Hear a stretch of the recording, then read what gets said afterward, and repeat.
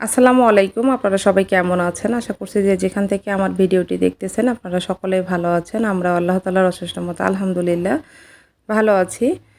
তো এই তো এটা হচ্ছে পরের দিন সকালে তাবিয়া ৭টা বাজে ওটি আছে। তো ওকে গোসল করিয়ে দিয়েছি। তো রাত্রেবেলা যে মেডিসিনটা দিয়ে গিয়েছিল এইটা দিয়েই কিন্তু চুলগুলো ওয়াশ করে দিয়েছি। তার সঙ্গে পুরা শরীরে লাগিয়ে আবারও গোসল করিয়ে দিয়েছি। তো তাবিহাকে কিন্তু ৭টা বাজে ওটিতে নেয়ার কথা। এর মধ্যে কিন্তু চুল শুকাচ্ছে না। এর জন্য বারবার সিস্টাররা এসে বলতেছিল চুলগুলো তাড়াতাড়ি শুকানোর জন্য ফ্যানের নিচে বসিয়ে এভাবে চিরুনি করে দিচ্ছি। আমি দিচ্ছি, ওর বাবা দিচ্ছে। আর এদিক থেকে আমার মনে হচ্ছে যে আমার শরীরের সব শক্তিগুলো শেষ হয়ে যাচ্ছে। হাত পায়েরও কোনো শক্তি পাচ্ছি না।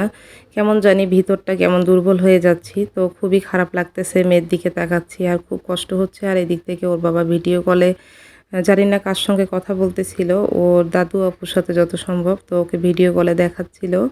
তো যাই হোক, কিন্তু ওইদিকে আর আমার কোনো খেয়ালই নেই। শুধু আমার একটা টেনশনে ছিল মেয়েকে এবার অ্যানাস্থেসিয়া দেওয়া হবে, জানি না কি হবে। তো এটা নিয়ে আমি খুবই চিন্তিত ছিলাম। তো যেহেতু বাংলাদেশে একবার ওর অপারেশন করা হয়েছিল তখন কিন্তু অ্যানাস্থেসিয়া দেওয়া হয়নি। আর এই তো দেখেন চুলগুলো শুকিয়ে সুন্দর করে আমি চুলগুলো টাইট করে বেঁধে দিয়েছি। আর এখন সিস্টার কিন্তু ওকে নিয়ে যাচ্ছে ওটিতে। আর আমি কিন্তু পিছে পিছে আছি। তো এই তো এখানে এসে ওকে একদম রেডি করে নিয়েছে। আর অপারেশনে কিন্তু ওকে নেওয়া হয়ে গিয়েছে। আর আমি কিন্তু ওর সঙ্গে ওটিতে ছিলাম যতক্ষণ পর্যন্ত ও অজ্ঞান হয়নি। ওকে অ্যানাস্থেসিয়া দিতেছিল। তবে সবচেয়ে বড় কষ্টের কথা, মেয়েটা যখন অজ্ঞান হয়ে যায় তার কিছুক্ষণ আগেই কিন্তু অনেক কষ্ট পাচ্ছিল। ওকে যখন মেডিসিনগুলো ওর হাতে ক্যানোলা দিয়ে দিচ্ছিল, তো হয়তো ভিতরে হাতে অনেক যন্ত্রণা হচ্ছিল। ও তখন আমার দিকে তাকিয়ে ঝরঝর করে চোখের পানি ফেলে দিয়েছে। আর আমার আঙ্গুল একটা ধরে অনেক শক্ত করে চিপ মেরেছে। তো আমি বুঝতে পারছিলাম ওই মুহূর্তে আমার মেয়ের অনেক কষ্ট হচ্ছে, কিন্তু আমার করার কিছুই ছিল না। আমি ওর সাথে সাথে ইমোশনাল হয়ে যাচ্ছিলাম। তো ডক্টর আমাকে বের করে দিয়েছে, বলে যে ঠিক আছে, মেয়ে তো এখন সেন্সিলেন্স হয়ে গিয়েছে, আমরা ওর অপারেশন শেষ করে আপনাকে ফোন দিব।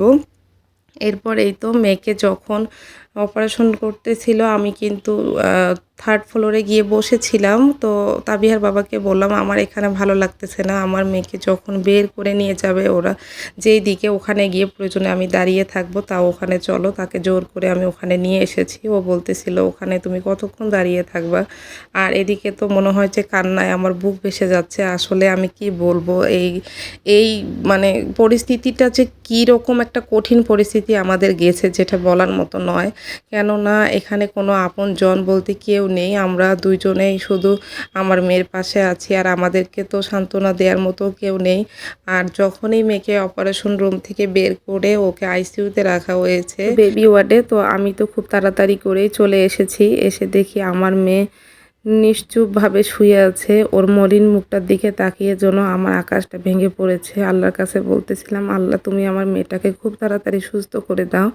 তো ওখানে বসে থাকতে থাকতেই কিন্তু আমার মেয়ে আস্তে আস্তে হাত পা নাড়াচ্ছিল, আস্তে আস্তে চোখ খুলতেছিল। চোখ খুলেই কিন্তু সর্বপ্রথম ওর বাবাকে ডেকেছে। তো বলতেছিল আম্মু আমার বাবা কই। তো ওর মুখের এই কথাটা শুনে মনে হচ্ছিল আমার জানটা ফিরে এসেছে। এরপরে যাই হোক, ও আবার তো ঘুমাচ্ছে, অনেক ঘুম হচ্ছে, একটু করে জাগনা হচ্ছে, এরকম করতে করতেই কিন্তু অনেকটা সময় পার হয়ে গিয়েছে। লাস্টে 3টার দিকে এসে ডক্টর বলতেছে যে ওকে একটু কিছু খাওয়াতে হবে।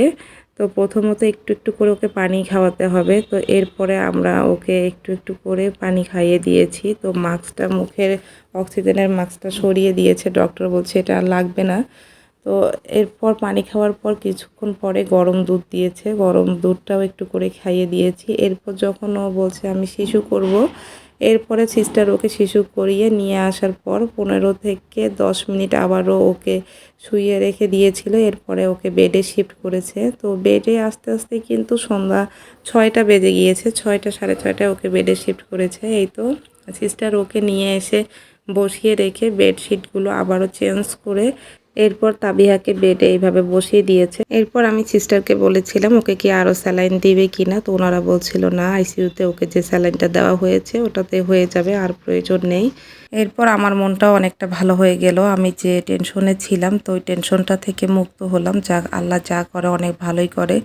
খুব ভালোভাবে আমার মেয়ে সুস্থ হয়ে গিয়েছে।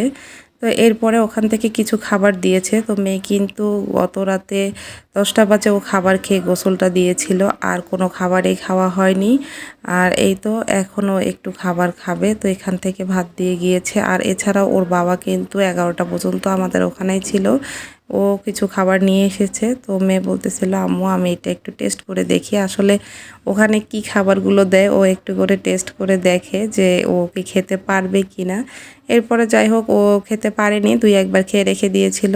আর আপনাদের ভাইয়া বাহির থেকে কিছু খাবার এনে দিয়েছিল, কেননা তখন অনেক রাত, বাসায় গিয়ে রান্না করে খাবার নিয়ে আসার মতো সময় ছিল না। এরপরে কিন্তু আমরা রাতে ঘুমিয়ে গিয়েছি, আর সকালের দিকে এটা সকালেই চলে এসেছে আপনাদের ভাইয়া। আমরা চলে যাব 11:30 বাজে, এখন আমাদের রিলিজ হয়ে যাবে। আর এই তো সব কিছু রেডি করে নিচ্ছে। তো মেয়েও কিন্তু অনেক খুশি বাসায় যাবে, ও এখানে 2 রাত ছিল, ওর ভালো লাগতেছে না।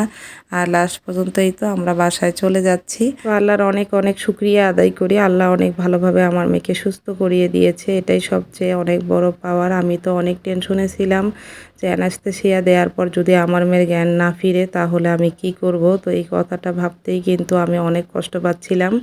তো এটা নিয়ে বেশি টেনশন করেছি। আর এই তো দেখেন আমার মেয়ের অবস্থা কি হয়েছে, 1 দিন 2 দিনে একদম মুখের দিকে তাকানোই যাচ্ছে না। জানি না কত ব্লাড গিয়েছে ওর শরীর থেকে, মুখটা শুকিয়ে শরীরটা শুকিয়ে কি অবস্থা হয়ে গিয়েছে।